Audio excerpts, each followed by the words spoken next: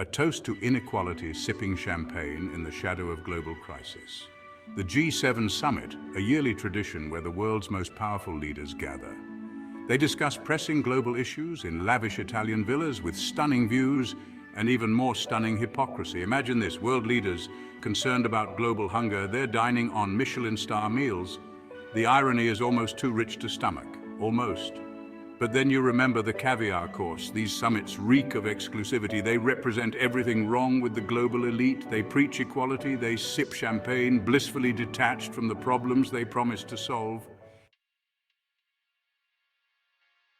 The G7 Groundhog Day, same issues, different year, zero progress. Year after year, these leaders convene.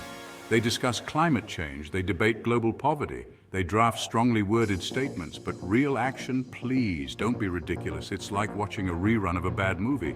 The plot never changes, the acting is unconvincing, and the ending utterly predictable. Spoiler alert, the world's problems don't get solved. The same tired promises are recycled, the same vague commitments are made, and the world keeps spinning towards a future shaped more by inaction than by leadership. Photo ops and power poses.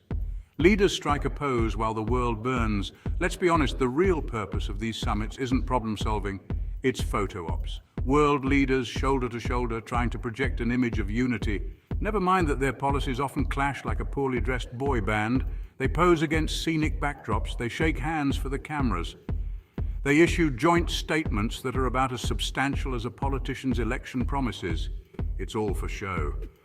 Meanwhile, the Amazon rainforest burns, sea levels rise, and millions around the world continue to suffer.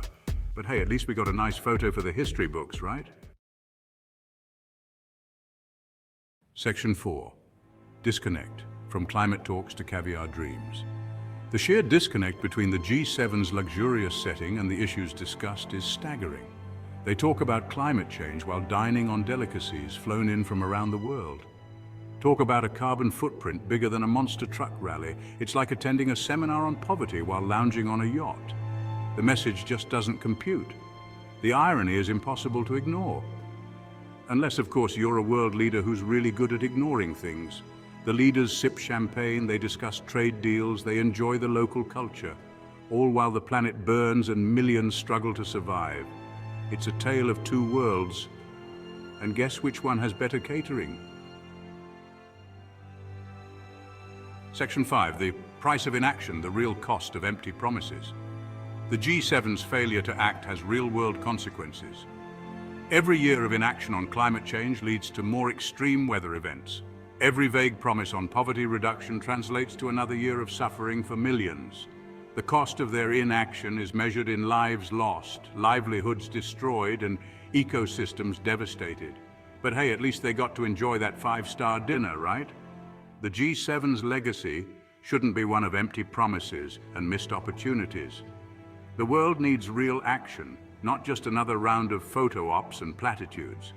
The time for talk is over. It's time for these leaders to put their money where their mouths are, or at the very least their canapes. Section 6, beyond the banquet halls, a call for real solutions, not photo shoots. The G7 has the potential to be a force for good. But to do so, it needs to change. It needs to move beyond the lavish banquets and empty promises. It needs to prioritize real solutions over photo ops. Stop treating these summits like exclusive getaways. Focus on concrete actions to address global challenges. The world is watching, and it's not impressed by fancy dinners and staged photo ops. It's time for the G7 to step up and show some real leadership. The fate of the planet and the future of humanity depends on it. No pressure, though.